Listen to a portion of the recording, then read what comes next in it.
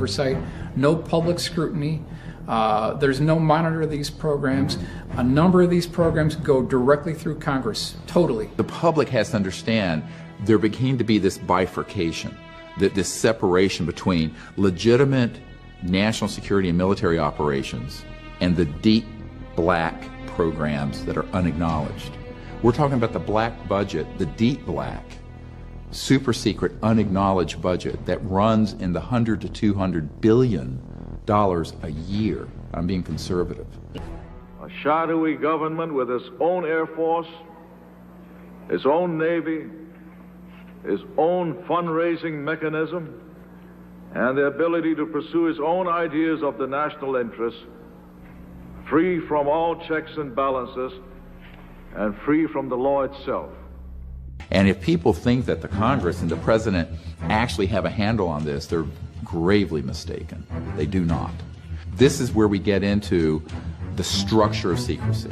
And in this document, first document that's on the briefing for President Obama's brief we put together that we gave to John Podesta, this document lists the compartmented operations out of the Nellis facility, what the public wrongly calls Area 51. I gave this document to the head of intelligence for the Joint Chiefs of Staff, Admiral Tom Wilson. Now this is J2. This is the guy who puts the intelligence briefings together for the Joint Chiefs of Staff of the United States of America.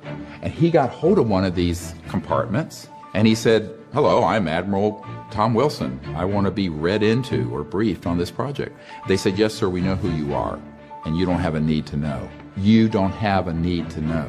The head of intelligence for the Joint Chiefs of Staff. So this is where the military have been victims of the secrecy. Some of these cases, absolutely, the president has no need to know because he's a temporary employee. He's strictly a temporary employee. He does not have a need to know on some of these deeper black programs within the Skunk Works, within the Boeing Phantom Works, and also within the Black Widow group of Northrop. What do you do? Do you talk to your congressman? Do you write your senator? Do you march on the White House lawn? What good is that going to do if the people who run this government don't have access to the programs? They're not cleared for it. So that's just not the direction to go. Based upon what Jimmy Carter has said and based upon what Bill Clinton has said, that they were refused this information. I believe that is unconstitutional for them to refuse to give the information to the President of the United States. People who did not agree with this extraordinary secrecy and made trouble for them ended up having horrific things happen. He was talking about being erased. And I said, "Man," I said, "what do you mean erased?" He said, "Yes." He said, "You will be erased." If you tell anyone who is not in this room about this project, this bullet has your name on it and it will find you. The most dangerous thing going on the planet today isn't ISIS. It's not Iraq. It's not Russia. It's not China. It's a out of control, covert group that is not being overseen by the people, the Congress, or the President.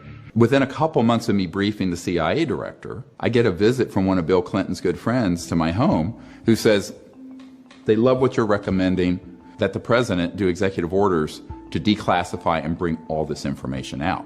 This man comes to my house and says, "They really think that's a great idea. President won't do it, it's too dangerous." And I said, "Well, he's the President. If he didn't want to be President, he shouldn't have taken on the responsibility and sworn an oath to the Constitution." And he says, "Yeah, but you don't understand. They don't think that they can protect the President." And I said, "What do you mean?" And he's sitting at the dinner table with my children. And he says, "Well, they're concerned that President Clinton will end up like Jack Kennedy." And I start laughing. I really started laughing out loud because I thought, this is nonsense. This is like conspiracy kookville. He says, "No, this is absolutely their concern." And gentlemen, the very word secrecy is repugnant in a free and open society. And there is very grave danger. For we are opposed around the world by a monolithic and ruthless conspiracy that relies primarily on infiltration instead of invasion, on subversion instead of elections. Its preparations are concealed, not published. Its mistakes are buried, not headlined. Its dissenters are silenced, not praised. It is a system which has conscripted vast human and material resources into the building of a tightly knit, highly efficient machine that combines military, diplomatic, intelligence, economic, scientific, and political operations. And we are, as a people, inherently and historically opposed to secret societies, to secret oaths, and to secret proceedings. So these unacknowledged special access projects do not care what your rank and position is. They care about one thing. Will you go along with their agenda? The aliens won't let it happen. You reveal all their secrets. They exercise strict control over us. Now, you know, there are a lot of people that are going to examine your facial expressions here, every twitch, everything, and say, and of course, so did you look? Did you see? Did you explore? I can't reveal anything. Oh, really? Because President Clinton said he did go right in, and he did check, and there was nothing. Well, you know, that's what we're instructed to say. The structure of secrecy extends to the scientific and academic arenas, where a deliberate effort to spread disinformation has been going on for decades. From professional debunkers to CIA-funded committees, our trusted academics and scientists have been complicit in the secrecy. This is a document talking about the current program at the CIA. And it says that the PAO, Public Affairs Office, has relationships with reporters from every underlying major wire service, newspaper, news weekly, and television network in the nation. In many instances, we have persuaded reporters to postpone, change, hold, or even scrap stories that could have adversely affected national security. The corruption of the media means that you have then undermined democracy and our basic constitutional protections. Now, this has worked for 50 years. Why would they change it now?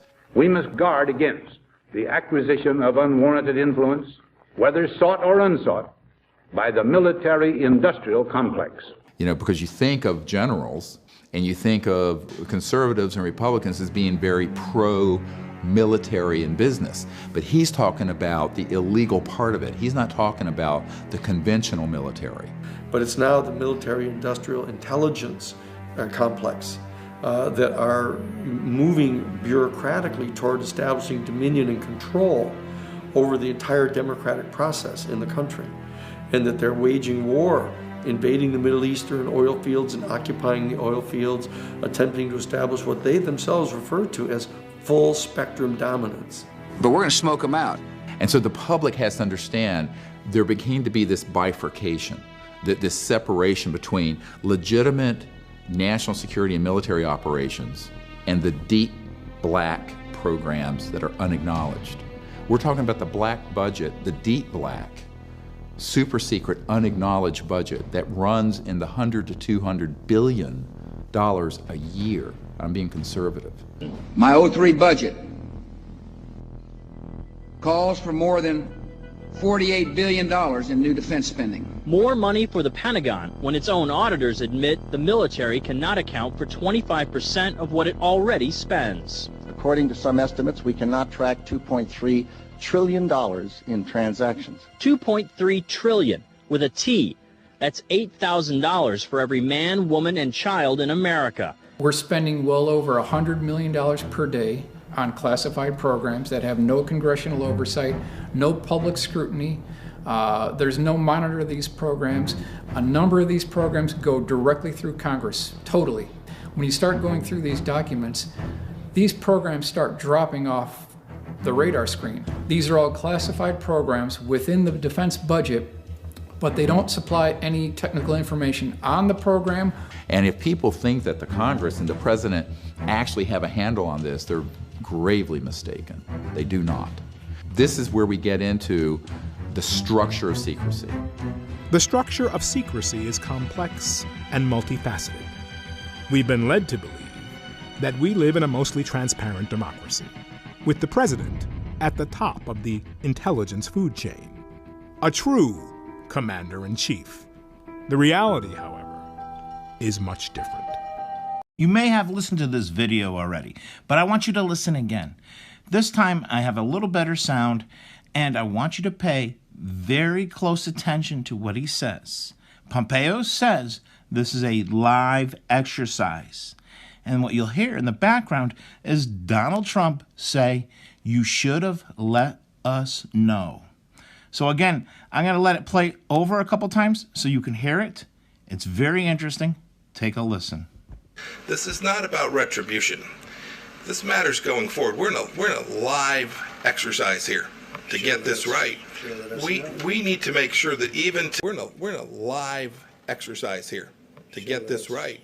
We're in a live exercise here to get this right.